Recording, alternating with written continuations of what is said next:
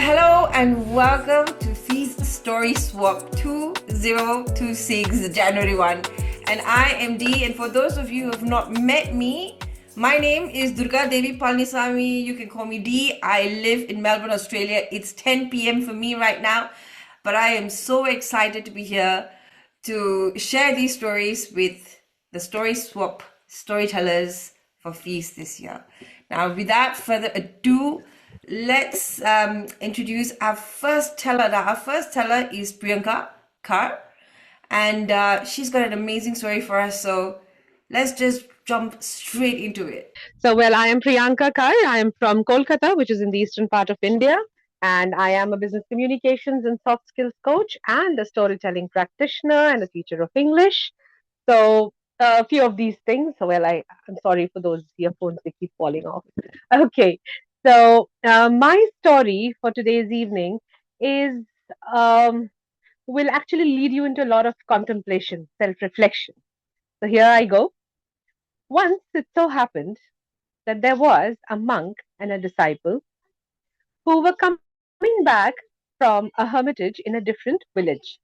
Both of them had gone to a different village for to meet someone, and they were returning. While returning, it was quite late, and they had to cross a river in order to reach the village that their hermitage was in. So they were almost near the river, and that is when the disciple started fretting that, Sire, I do not know how to swim. How will I cross this river? It is so difficult. It is going to be so difficult for me. In the morning when we went, we took another route. We got the bullock cart, but now that we cannot take that route, how am I going to swim? I don't know. Well, the monk, the older monk, he said, "Do not worry, my boy. I'm here with you. So I will take you on my shoulder, help you cross the river, and then you will be on the other side safely." So the disciple was quite relieved that, okay, my master is here. He will definitely help me cross the river. So he was quite relieved. And then both of them finally walked to the bank of the river. And when they reached the bank of the river, they saw a beautiful young girl sitting at the bank on a rock and profusely crying. Well, seeing her crying, the older monk went up to her and asked her why she was crying. And that is when she said that, Sir, I have to cross the river somehow because I had gone to this village to get a medicine for my ailing father, and my village is on the other side of the river. And if I do not reach my village and give this medicine to my father, I will lose him. He will not see the light of the day. And I cannot even find a boat, and I cannot swim, and really do not know what to do now. I'm so helpless. I have to cross the river. The older monk, when he heard this, he told her, My dear girl, please do not worry. I can swim. And what I will do is I will put you on my shoulder and help you cross the river. Now, hearing this, the disciple started thinking, Well, Master said he's going to help me. And now he has said that he will even help this young girl. Well, let's see what happens.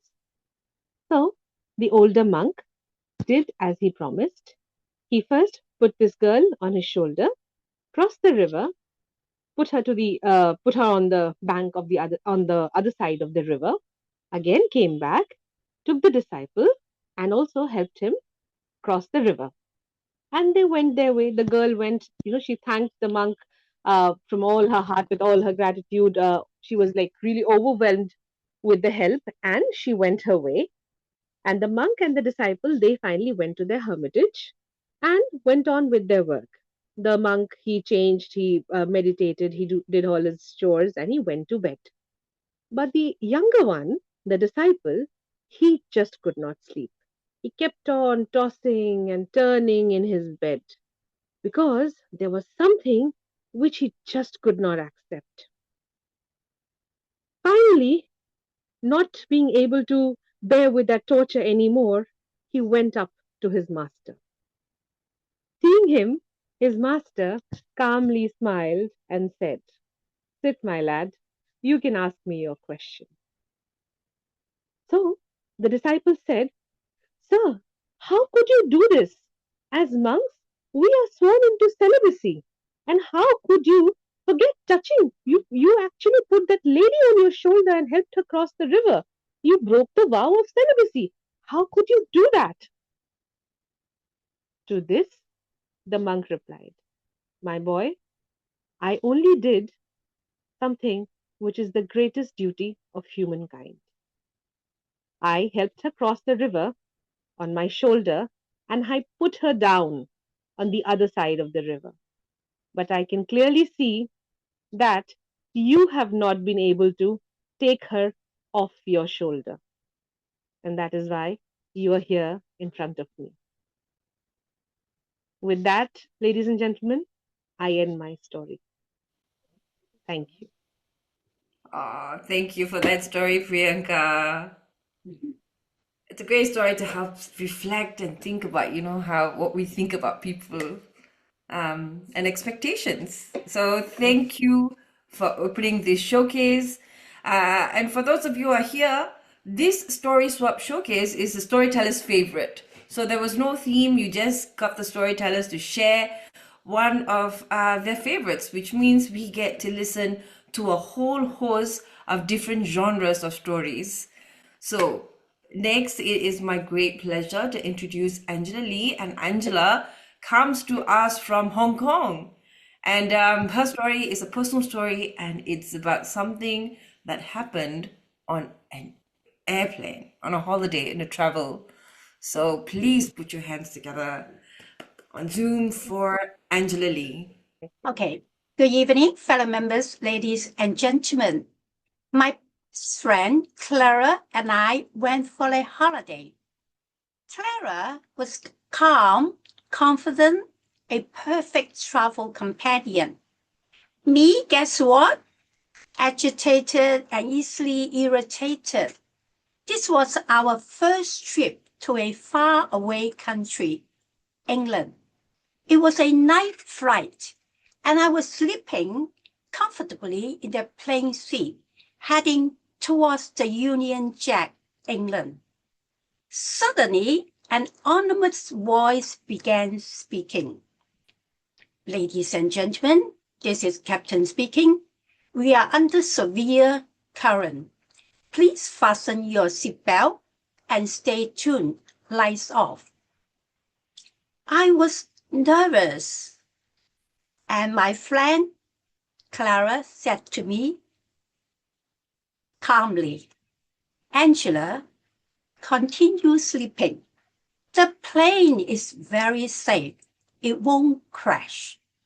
As soon as she stopped speaking, the plane was plummeted suddenly and then leveled out. So I believed what Clara had said, and because it was a midnight, I felt very sleepy. So eventually, I went to sleep again. I don't know how long I slept, but suddenly a loud voice pierced into my ears. Some passengers screamed, shouted, and yelled. I opened my eyes and looked around, and out of the window on the left-hand side, the plane wing was on fire. I was very scared, and I cried out, "Oh my God, am I going to die?" And my friend Clara said to me calmly, "Wait, listen to the announcement." The captain returned and announced, "Ladies and gentlemen, this is Captain speaking. We are experiencing technical problems. Please fasten your seatbelt and remain seated. No food or drink will be provided, only water." So Clara said to me, Oh, let's have some hot water. We have been flying for hours. We have to stay hydrated. And I reply, oh, okay. Actually, I don't like water. I want some juice. But anyway, water is still fine. So we have some water, and suddenly the lights were on.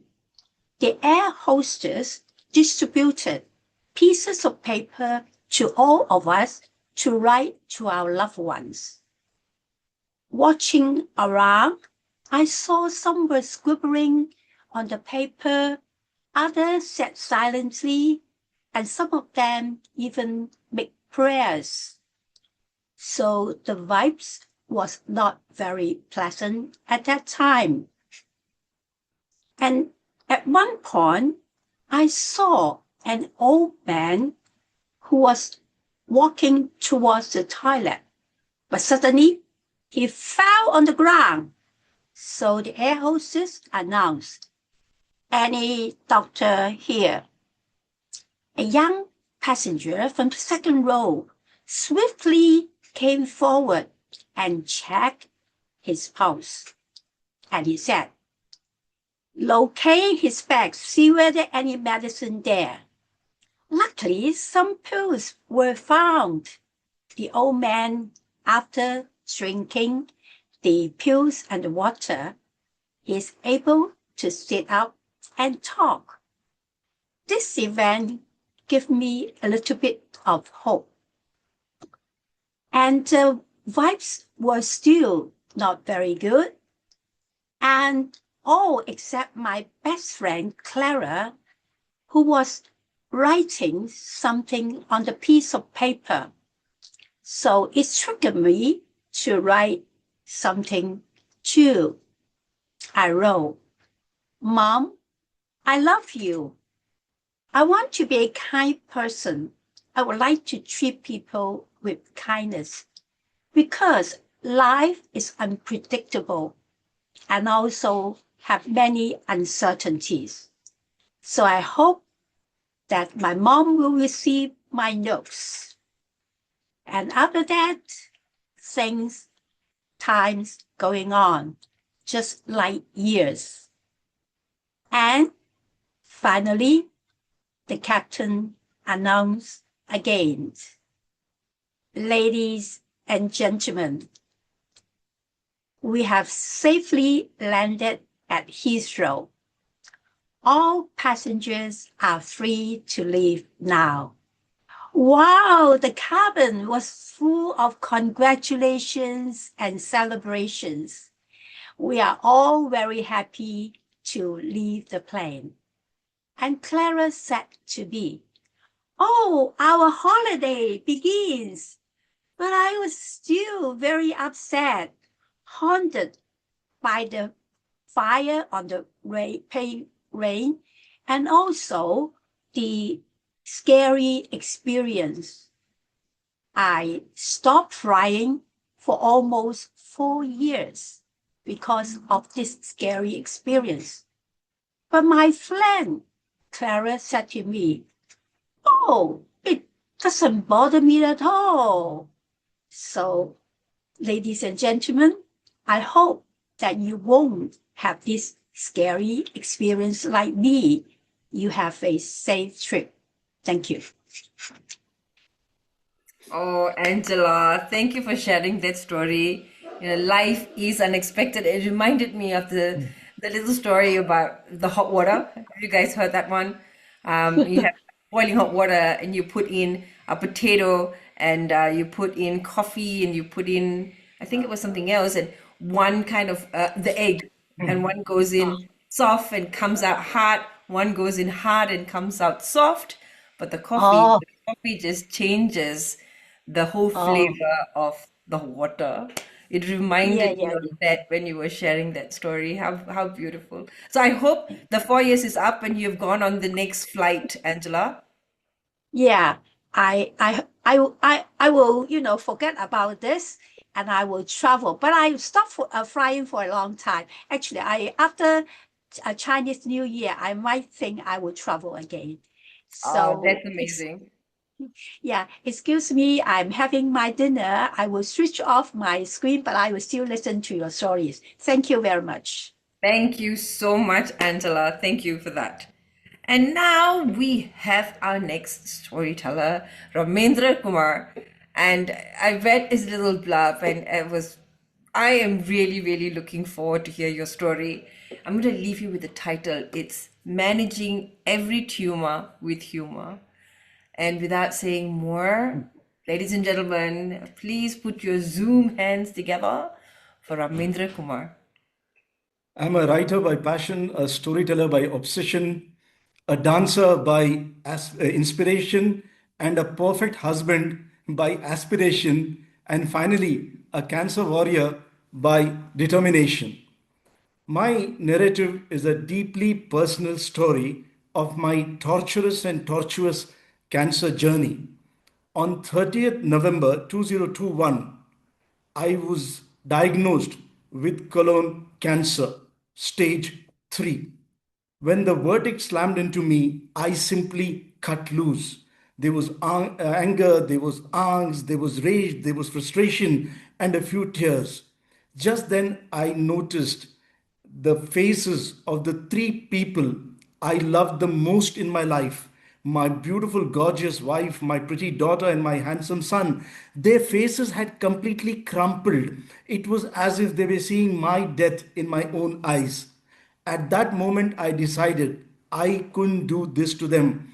It was not their fault that I had been slammed by this deadly disease. For me, family had always come first.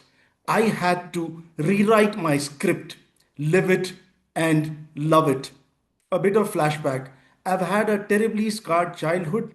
I'm a suicide survivor at the age of 15. My parents divorced when I was 16. I suffer from a couple of very dangerous, serious ailments like brittle diabetes, where the sugar levels move from one extreme to the other. Silent thyroiditis, where again the thyroid levels operate on the extremes. In 2015, I was diagnosed with a condition loosely called hemangioma, where there was a polyp growing near my vocal cords and I was almost losing my voice. A critical surgery was performed, and luckily it was successful. That's why I'm sitting here and talking to you. I also had trysts with COVID and tuberculosis in between.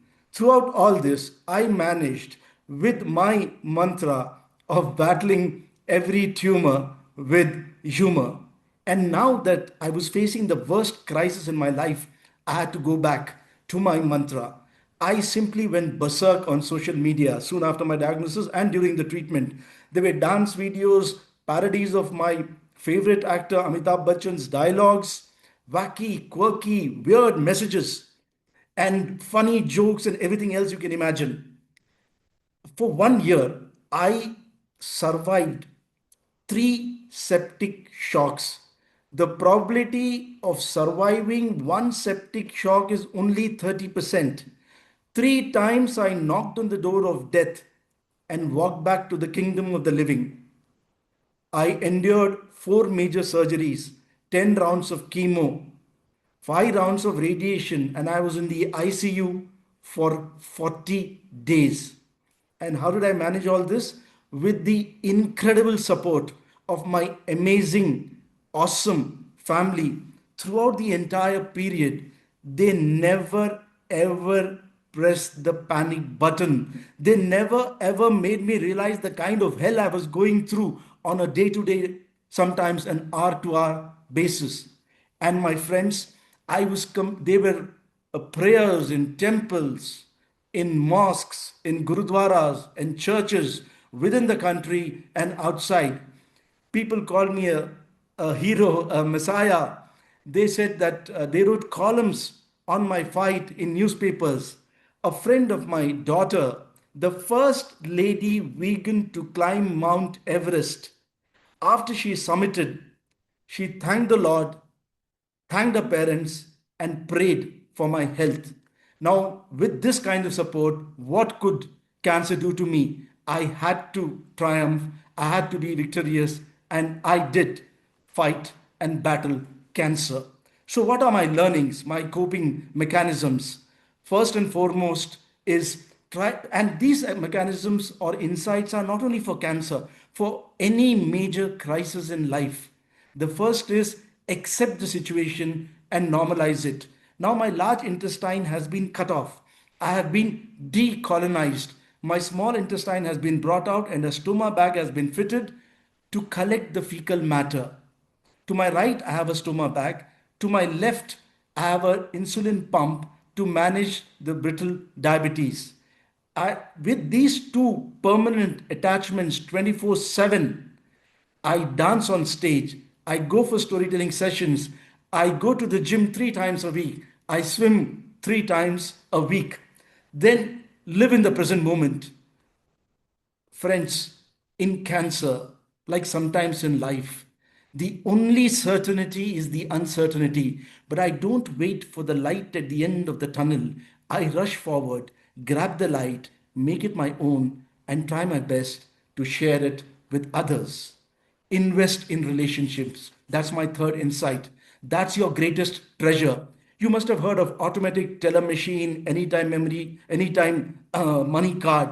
I have created my own card called ATM or anytime memory card.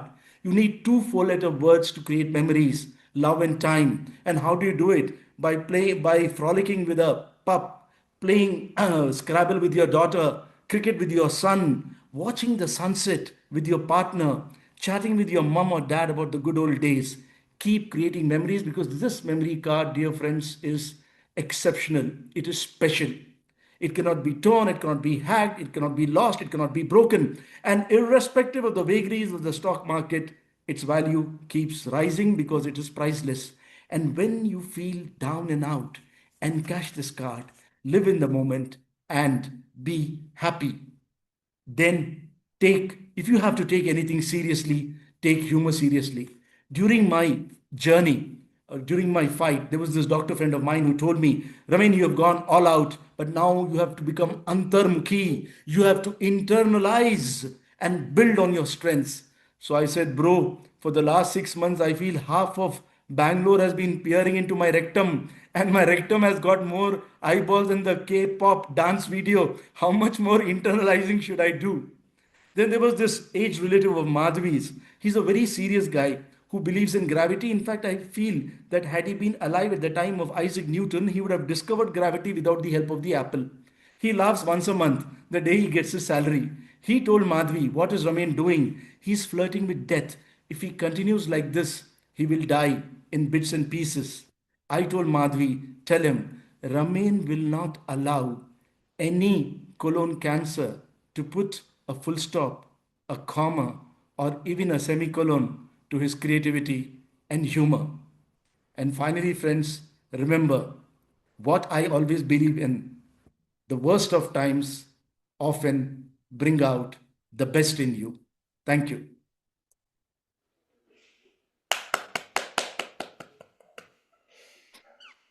Oh, Ramendra, thank you for sharing that story. I mean, we've met briefly on Zoom before, but your story lands softly on my own soul because I think it's exactly what I needed to hear, and I am really grateful to be in the presence and the Thank gift of you. your story. Thank you Thank you so so much. much. Thank you Thank so you. much for that. And I loved the analogy when you said that I don't wait for the end of the tunnel. I rush forward and I grab it and I bring that and I'm going to take that with me tonight. So Thank you thank so you for much. that Thank you. joy. Thank you. And Thank if you you have so not much. noticed already, you will notice that there are books that are hanging at the back of his Zoom screen. And those books, ladies and gentlemen, are amazing marketing strategy. They are books that were written by Ramendra. And maybe you want to tell us where they are and where we can get them if Yeah, they anyone are there on Amazon. Many of them are there on Amazon okay, and also on National Book Trust of India's website. there you go. And if you'd like to And this read, and this idea was my beautiful, gorgeous wife's idea. ah, I hope she's listening to all of this, Ramendra. I hope she is. I'll Well, thank make her you. listen to the recording. For sure, for sure. Well, thank you for your amazing story. Thank you. And now we have a Sri Devi Srinivasan. And Sri Devi Srinivasan brings us a story that's called When Roots Held On. It is a story that is intended to heal a pain of loss. So without further ado, please put your space and time for Sri Devi. Thank you so much, Dee. Good evening, everyone. After listening to Ramendra, this story is going to take you to the next set of journey. That just let me know once you listen to the story, what is the reflection that you had in your mind? Because I had a set of thought process while writing this story. Let me see if it resonates with you. Lush green trees, emerald green valleys, crystal clear water of the Saria River, footsteps of several animals, melodies of countless birds, filled in the mountain ranges called Vanagiri. River Saraya's mouth was at the top of Vanagiri. It flew through the hidden caves, came all over, and came out as a beautiful, grand waterfalls on one part of Vanagiri. On the other part, there were valleys, green valleys, polka dotted with boulders and trees. With so much of life, Vanagiri was a true heaven on earth.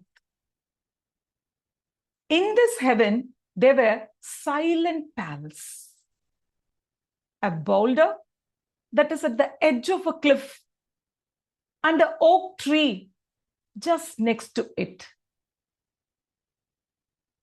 The boulder was just holding on in its place because of the roots of the oak tree that were tangled throughout the boulder. And the oak tree was balancing because of the boulder. What a beautiful friendship they had. They were supporting each other. They were strengths to each other. And between these two grew a new sapling, a young oak tree. And this young oak tree felt so comforted, felt cozy to be between the boulder and the oak tree. Rain or storm, the boulder and the oak tree protected this young sapling. But this young sapling was irritated, annoyed with the presence of the birds that were nesting on the parent oak tree. Maybe it was jealous, or maybe it was really annoyed by the chirping, constant chirping, kee, kee, kee, kee, kee of the birds. Everything was going on wonderfully well until the day of the storm. On the day of the storm, the skies went dark, really dark. The thunder and the lightning were stroking all across the skies. Rain was pouring down heavily. Unlike any other storm, this one was really menacing. River Saraya surged all the water that it received from the skies through the hidden caves. It just swept all the rocks and the small stones that were loose throughout to the waterfalls, and it was flooded. The river was flooded. It's sweeping all the animals, uprooted the trees and everything on its way. You must be thinking, what happened to the silent pals? Yes, the boulder couldn't hold in its place. It swayed and slowly started rolling down the valley. As it started rolling down, it pulled all the roots, and so the oak tree also got uprooted and was thrown out of its place. The boulder started rolling. The roots that were tangled started coming out. The boulder cracked up into several pieces and fell into the river. River Saraya, the flooded River Saraya, took all the pieces, swept it all through the mountain ranges of Vanagiri. Next morning, everything was calm. The skies were clear. And the lonely tree, the only survivor of the trio, was feeling miserable, was in absolute despair. The boulder and the oak tree were not there to protect this young oak anymore. It felt the calm of the storm was terrible more than the storm itself. As time passed, the young oak heard the birds chirping. The birds that nested on the old oak tree. They understood the tree cannot support them anymore. And so they started collecting twigs from this oak tree and brought it all the way to the young oak tree and made its nest. As soon as the twigs touch the branches of the young oak tree, the young oak felt comforted. All these days, the young oak was irritated with the chirping of the birds, but that day it felt it comforting. It sounded like a melody. Young oak felt happy to have the twigs, happy to have the birds that reminded the presence of the oak tree. Days went on, months went on. The birds started laying eggs. Young oak was joyful. All were waiting for the arrival of the chicks. The eggs cracked open. The baby birds came out. Papa bird immediately flew into the heart of this mountain range, Vanagiri, to find the juiciest, fleshiest worms for its tiny babies. It went everywhere and finally found a small rock under which a lot of worms were clinging onto it. Instead of taking the worms, this papa bird took the entire rock with all the worms and brought it all the way to this young oak. It started feeding the tiny birds with the worms. Once it fed all the worms to the baby birds, the papa bird knocked the rock just out of its nest. And the small rock fell right on the roots of the young oak. The young oak could sense the boulder.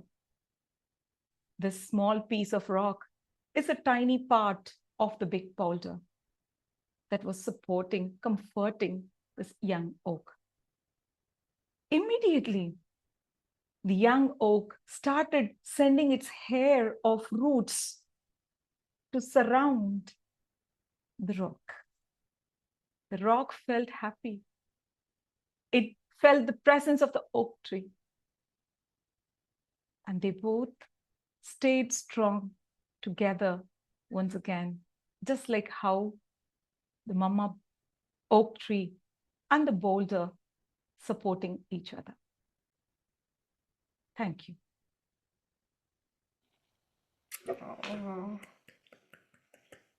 Oh, what a lovely story, Sri Devi.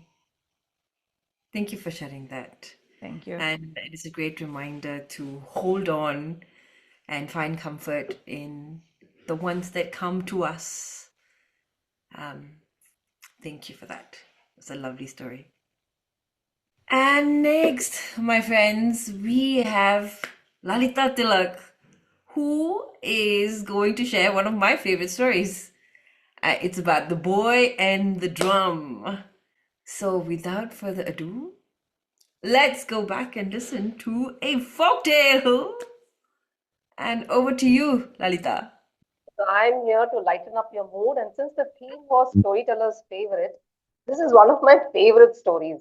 And I have told it to a range of audience, and right from toddlers to grandparents, everybody enjoy the story. So I just thought I would share it with you people too. So here I go. It's a folktale from India. It's called The Boy and the Drum. I'm sure most of you all are aware of this, but I would just like to share it once again to just spread the joy of the story.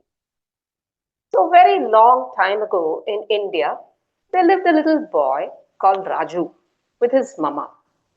Raju and his mama were very poor, and his mama worked in the landlord's house throughout the day, and she just had enough to get by. But though they were poor, Raju was a very happy and a very, very nice boy who used to always smile, greet people, and be jolly every time. No complaints and no tears. Yes, Raju never asked anything from his mother, but he had this very deep wish to own a drum to play with. One evening, when his mama was going to the market to buy groceries, Raju said, Mama, can you please buy a drum for me? I would love to play with a drum. And Mama said, Oh, Raju, definitely. And Mama thought, Oh, yes, my dear boy doesn't ask for anything. I really hope I'm able to get him a drum. She went to the market. She got all her things for the dinner. But yes, her money got spent and she did not have money to buy a drum for her son. While returning, she felt very sad. She said, My son never asks me anything, and I'm not able to buy a drum also. And her eyes fell on a log of wood that was lying below. So she said, Let me at least give this log of wood to my son. I think he can play with this. When she came back home, Raju eagerly ran to her and said, Mama, have you got my drum?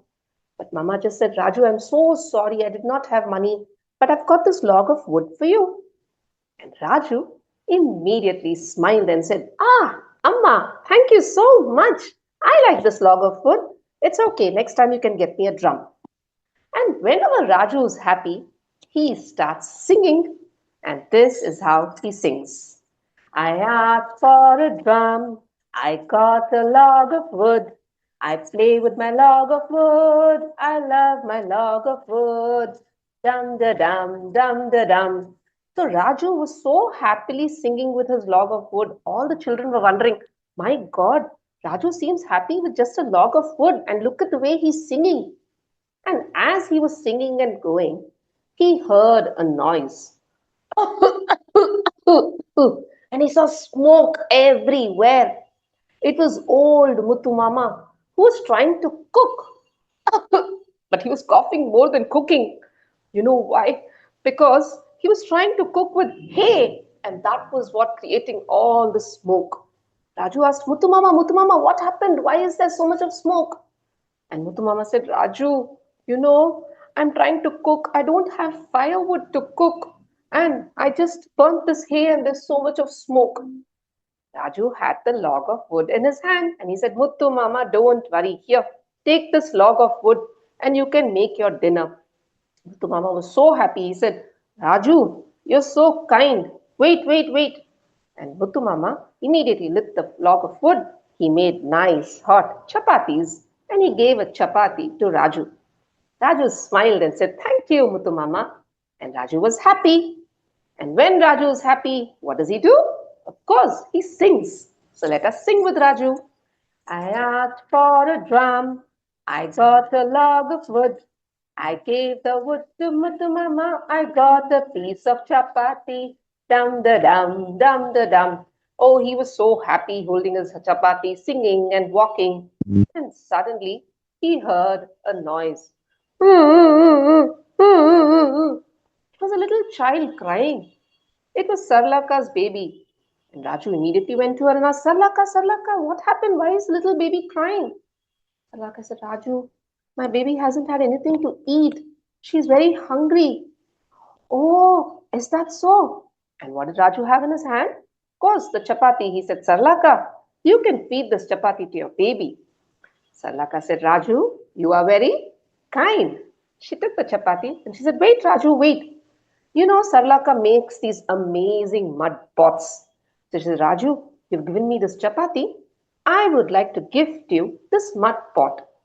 Raju was very happy when he took the mud pot and he kept it on his head. And when Raju is very happy, what does he do? Oh, he sings. And this is what he sang. I asked for a drum. I got a log of wood. I gave the wood to Mutu Mama. I got a piece of chapati. I gave the chapati to Sarlaka. I got a mud pot. Dum da dum, dum da dum. So Raju was happily carrying his mud pot and singing, and he heard two voices shouting at each other. You were the one who broke. No, you. No, you were careless. No, you only broke it. Oh my God. It was the washerman and his wife fighting near the lake because their mud pot had broken. Raju went up to the washerman and said, Uncle, Uncle, why are you shouting? Why are you fighting with Auntie? He said, Oh no, Raju, you know, we had only one mud pot and we have to carry water to wash the clothes. And this pot has broken. All because of her. And the lady pointed at her husband and said, No, all because of him. Raju was like, wait. Uncle, Auntie, stop fighting. You see, I got this new mud pot from Sarlaka. You can use this mud pot. Aha! The washerman and his wife were finally happy and they said, Raju, you are very kind. But wait, you have helped us. Here, we want to give you a gift. And they gave him a nice long green coat. Raju was so happy, he immediately wore the coat. And when Raju is happy, what does he do? What does he do? He sings. And this is what he sang. I asked for a drum. I got a log of wood. I gave the wood to Mutu Mama. I got a piece of chapati. I gave the chapati to Sarlaka. I got a mud pot. I gave the pot to the washerman. I got a long green coat. All his friends saw Raju wearing the nice coat, happily singing, and they were all following him. When suddenly Raju heard a whimpering noise. Help! Help! He saw that someone was shivering. The person did not have any clothes. And he went up to the person and he said, Sir, what happened? And this person said, Oh boy, I'm a traveler. I've traveled from far. But when I came, some thieves, they stole all my belongings and my clothes and they went away. I'm shivering.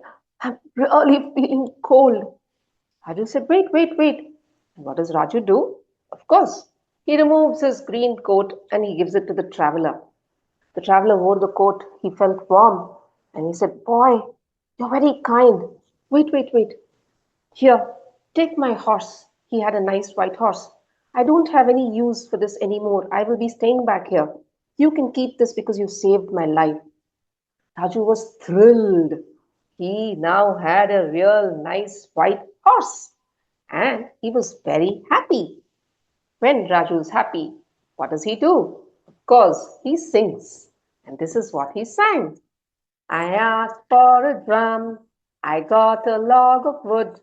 I gave the wood to Mutu Mama. I got a piece of chapati. I gave the chapati to Sarla Akka. I got a mud pot. I gave the pot to the washerman. I got a long green coat. I gave the coat to the traveler. I got a white horse. The children were following Raju. He was with his horse. And right in the middle of the road, Raju saw that there was a wedding party. Now, the wedding procession usually is filled with joy. People are singing, people are dancing, the groom is there. But everybody in this wedding procession were looking very sad. Raju was wondering what was the matter. So he went to the wedding party and he asked, What happened? All of you all should be happy. This is a wedding procession. Why are you all so sad and standing in the middle of the road?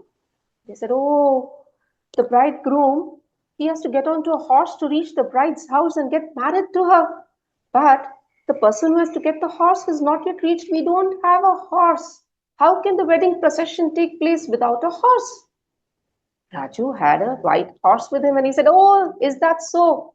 Here, here, here, take my horse, ask the bridegroom to sit, and you'll carry on the wedding procession. Everybody was very happy and they were like, oh boy, you saved the day, you were so kind. And you know what? The groom called the musician and said, give this boy this drum. And finally, Raju got his favorite drum. And he was so happy. He was beating the drum and he was singing. I asked for a drum. I got a log of wood. I gave the wood to Muthu Mama. I got a piece of chapati. I gave the chapati to Sarla Akka. I got a mud pot. I gave the pot to the washerman. I got a long green coat. I gave the coat to the traveler. I got a white horse. I gave the horse to the wedding party, and I got my favorite drum. Dum da dum, dum da dum. Thank you. Up, down the down, down the down. I loved it. Thank you so much, Lalita. When I share the story, I usually carry my story album with me.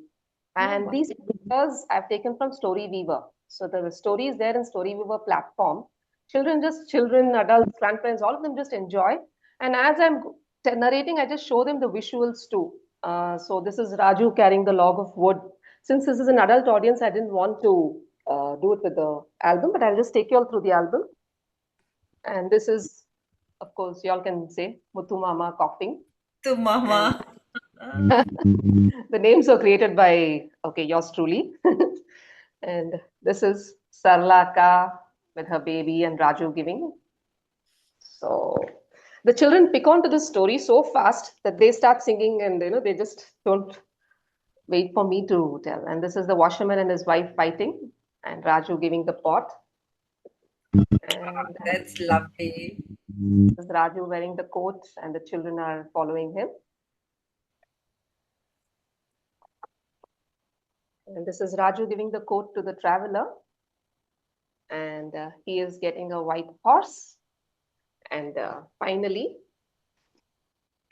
this is the drum. That's it. He gets his drum. That's a lovely story and lovely visuals to follow that story as well. So thank you so much. Thank you so much. Thank you.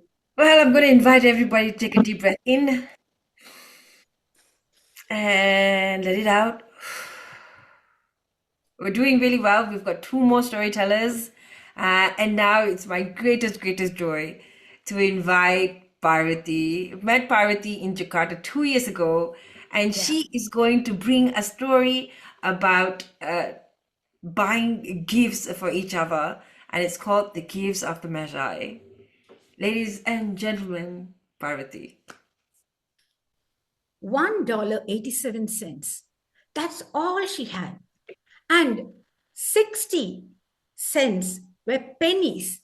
Pennies she saved by arguing with the butcher, the vegetable man, and grocer man until her cheeks went red with embarrassment. Della counted it 3 times. $1.87. That's all she had. And tomorrow was Christmas. All she could do was flop on that shabby sofa and howl. And that's what she did. And when the howls turned to sniffles, let me take you and show you the house. It was a small flat, very small, and there you could see a letterbox. The box is so small, even any letter couldn't get into it. And there was a card. And on the card was written, Mr. Jimmy Dillingham. What is that? House is faded. Mr. James Dillingham House had been earning a princely amount of $30 per week. But today he was earning just $20 per week. But when he came home, Mr. James was called Jim. and fondly hugged by Mrs. James, who was none other the lady with whom I introduced, Della. Della just wiped her tears, powdered herself, and looked outside the window, seeing that grey cat walk over the grey fence in the grey backyard. And then she whirled. Her eyes were bright, though her face had paled. She looked at that small mirror, that thin mirror, which was all that was there, and looked. And she opened her bun and let her hair fall. You know one thing, the Youngs had two very precious things. One was a golden watch which James had got from his father, from his grandfather. And the other was this beautiful hair of Della, which was really bouncing and falling up to her knees, brown and shiny. And she looked at her hair, 2 drops of tears, and she just tied back her hair, picked up the brown coat, wore that brown hat, and ran down the stairs. She ran down the stairs, and she ran through the streets until she stopped in front of the shop where the signboard said, Madame Sombre, hair of all types. She went inside and said, Will you take my hair? She opened the bun and her hair fell down. And, ma'am, $20. Della took $21.87 and ran, ransacked all the shops in that street because she wanted to get that one thing which her Jim deserved, the one thing which he should have. And that is a gift she wanted to give to her Jim. Yes, there. And she found it. It was a platinum watch chain. Wasn't this the best gift I could give Jim for his golden watch? And he can proudly display, look at his watch and tell the time, but now it had a worn out brown strap and he used to surreptitiously take it and look at the time and put it back in his pocket. Paid the $21 and with 87 cents and his chain and the chain, Della ran to her house. And there she took the curlers and put it round her head. After 45 minutes, she removed the curlers and she found that the head was full of brown little curls. She looked like a truant boy. But then, will Jim like me? Will he still love me without my hair? And she waited for Jim to come. Jim was never late. It was 6 o'clock, the time Jim would come. And she just put the pan on the hot stove to put the chops once Jim comes. And she heard that firm step of her Jim. She waited with bated breath. Oh God, let him still love me. Let him still love me with my little hair. Let him still love me. Jim opened the door and just looked at her with an expression which she couldn't understand. It was not anger. It was not sadness. It was, what was that expression? He just came in and she said, Don't look at me like that. Please don't look at me like that. My hair will grow. My hair will grow. Don't look at me like that. I had to cut my hair. I wanted to give you a gift. Tomorrow is Christmas. For that, it will grow. Please. Jim looked at her with an air of idiocy. And she said, you cut your hair?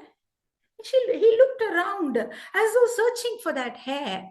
And she said, it's not, I cut it. I told you I cut it. Please don't feel bad. It'll grow. Jimmy just hugged her and said, I don't mind if you cut your hair, if you shaved it or you shampooed it. You are still my Della. I still love. But just take this. And he took a gift wrap packet for her. She opened it and she said, wow, combs for my hair, which I had been wanting to have for such a long time. And she had yearned for it, but it was always costly. It's not with that beautiful shells. Ah, I have to wear it on my head. Oh, I cut my hair. She looked at it. Jim smiled and she said, it's okay. You know, my hair will grow. So don't worry, Jim. I will keep it in my heart. It'll be here. I'll keep it. My hair will grow and I will. But I forgot to give you my gift. And she brought her gift in her hand and said, see, it's so beautiful, isn't it? For your beautiful gold watch. Give me your watch. Jim said, come, Della, hugged her, held her. Come, let's sit on the sofa. He sat, let's keep our gifts by the side.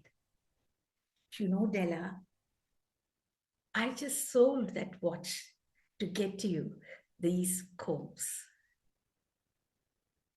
The Magi are wise men who had given the wisest gifts to that babe. But these foolish children in this flat, they gave gifts out of abundance, not out of abundance, but from love. Aren't they the wisest of the Magi's? That was O. Henry's story, Gift of Magi. I love that story. I love O. Henry stories. Thank you. Oh, thank you so much, Parvati. It was a joy to listen to your story as well, and thank you for gifting us with the gift of your story. You know, that was lovely. Thank you. And now, my dear storytelling friends, we are down to our final storyteller, Lalita Sastry, and she brings us a folktale. A performance storytelling folktale. So let's put our hands together for Lalita.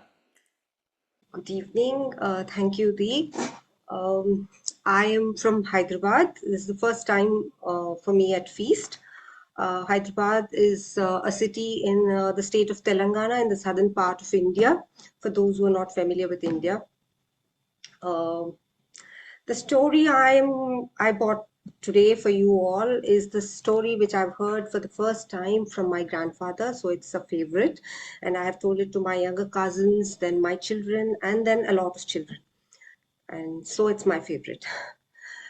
So long ago, a very long ago, in a small kingdom in the southern part of India, a small kingdom, lived a very simple man called Ramalu. Now, those were the times when people used to get water from lakes or rivers, whichever was close to the place they were living, for their consumption at home. And those who can afford used to hire somebody for this job. Now, this is where Ramalu comes in. He was a water carrier. He would go to the river, carry water, and drop it in people's house and earn his livelihood. Every day, he would wake up before the sun rose, get up, take his pitcher, go to the river, and bring water and drop it in people's house. And he would do it a number of times. And after all that work and that many trips, he would earn 1 coin. And that was enough for him because he used to get his meal twice a day. He was a very happy, content man. every day while going to the river and while coming back, he would sing, ఆడుతూ పాడుతూ పని చేస్తుంటే అలుపు సొలుపే ముందిరా అడుగు ముందుకి వేయరా కాసు దొరుకుతుందిరా, which means that when you treat work as play, you will never get tired and it fills your stomach. And this went on, but one day, after buying his food, he realized that he was left with another coin. He couldn't believe his eyes. He looked at the coin and he was so happy. He was jumping in joy and he said, "Oh my, I have another coin. I am rich now." And then suddenly he hit that hand in his hand. He hit that coin in his hands and he looked around. "Oh my, this kingdom is full of thugs. What if they rob me of my treasure? I need to save it." And he looked around. And when he realized he was standing near the northern part of the kingdom. He was very close to the northern gate and he had an idea. He went close to the wall, the fort wall, and he tapped on the bricks. As expected, there was a loose brick. He removed it, he placed his coin, and he put back the brick. Now he has to remember which brick it was. So he counted from the bottom, and it was the 10th brick which was closest to the gate. And from the next day, he went on his job and he was very happy. Whenever he passed the gate, he would sing, "Ahana kasanta, ohuna kasanta, ahana kasanta, ohuna kasanta, lokamanta kullanta, tom tom tom." He was very happy that he was a rich man. "I have a treasure, and that is my treasure, and the whole world is envious of me." That's what the song meant.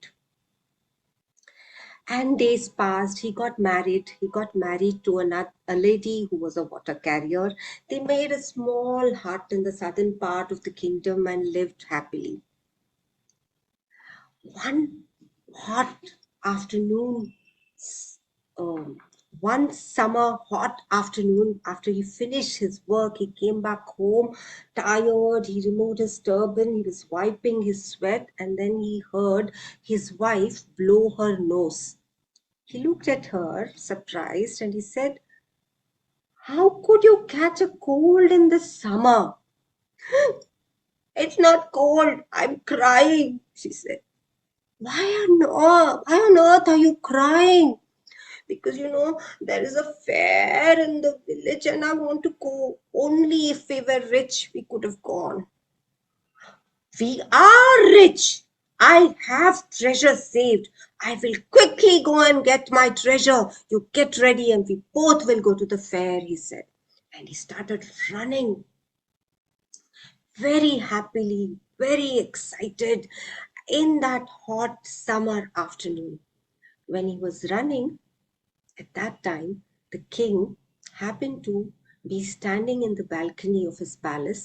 He saw this man running and he wondered what made this man, why he run in this hot summer day, in this afternoon. What is wrong? I should find out what is troubling him. He called his soldiers and told him, "Go get that man." They ran to him and he was running happily to get his treasure. They pulled him and he said, What? Why are you pulling? I have to go get my treasure. Please leave me. The king wants to see you. No, not now. I have to go and get my treasure. They laughed at his innocence. How can somebody refuse the king? They pulled him to the king. And when he went there, he bowed and said, "Pranam, Maharaj. Why, my dear, are you running in this hot afternoon?" "I am going to the northern gate. I have to get my treasure to take my wife to the fair." "And where do you live?" "I live in the southern part of the kingdom." "Oh, is your treasure 10 coins?" the king said. "No, not 10 coins." The king was surprised and a little happy. He had a smile. He thought, wow, this man has more money saved. Is it of 50 coins? No, not 50. The king was even more surprised. This man who was wearing a lion cloth and a turban around his head, he has more than 50 coins saved. That means his subjects are really happy. He said, oh, is it 100 coins? No, Maharaj, it is not 100.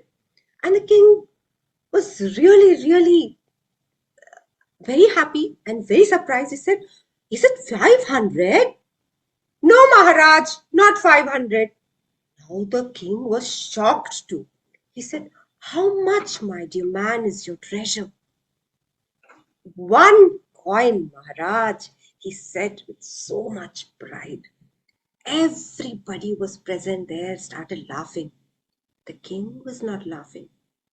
When everybody looked at the king, they all kept quiet. The king thought, for 1 coin, this man is running from the one end of the city to the other end. It's so sad. I need to help him. Look, I will give you that coin. Take this coin, go home, take your wife to the fair. Thank you, Maharaj. You're so kind. I will take the coin, but I will still get my coin. Okay, I will give you 2 coins. Thank you, Maharaj. I will take both the coins, but I will still get my coin. I will give you 10 coins, my dear man. 10 coins? I will take 10 coins, but I will still get my coin. I will give you 100 coins. 100 coins, Maharaj? I will take all the 100 coins, but I will still get my coin. Now, this man is becoming greedy, thought the king. But then he can still not let him go like that. So he said, okay, I will give you 500 gold coins. Now, everybody who was listening to this conversation, everybody opened their mouths and said, 500? This man, Ramalu, said, 500, you're so kind, Maharaj, but I will still get my coin. The king kept increasing the gift money, but Ramalu said, my coin. The king was exasperated. He was also angry. How can he allow this simpleton to win? He was so angry, so irritated. He said, listen, I will give you half my kingdom. I will make you the king of half my kingdom. Only if you agree not to go and get that coin. Half kingdom. Okay, Maharaj, I will not go, he said. Now the king was finally very happy. He said, very good, finally, this man, he has agreed. Now tell me, my dear man, which part of the kingdom do you want? I know all of you must have guessed already. Ramulu said, the northern part, my Maharaj. Ha, ha, ha, ha, ha. You are such a wonderful man, and I'm really proud, and I know that my decision is not wrong. You will make a wonderful king, he said, and he crowned him the king of the northern part of the kingdom. This is my favorite story. Thank you for listening. Oh, Laita, what a delightful story to end our showcase. Thank you so much. Thank you. And thank you all for coming and listening to all the stories that we had today. I hope that you have left with something, that you've taken something away from the stories and you're leaving for the rest of this year. Thank you all for being here tonight. It is 11:45 in Melbourne, Australia, where I am. As you know, I feel like I'm wide awake. I am buzzing with all the stories, and I am absolutely grateful to have been here tonight with you. I just need to say this. I'm holding you all for another minute. Lovely selling. Enjoyed all the stories. Lalita, can you believe it? I have been hunting down this particular story for a couple of days now. I came across it yesterday and I was listening to the story. I was wondering if I should share it with my set of kids. And then the minute you said the water carrier, that had me. I'm like, is it the same story? And it was the exact same story, and I was lovely to listen to your version of it. I mean, the way things fall in place at times, it's interesting. Have a great time, all of Thank you. you. Thank you. Well, before we all go, is it possible if I can take a picture of all of us on the Zoom screen? So, you all ready wherever you are? 1, 2, 3, smile! And be well wherever you are in the world. Good night, everyone.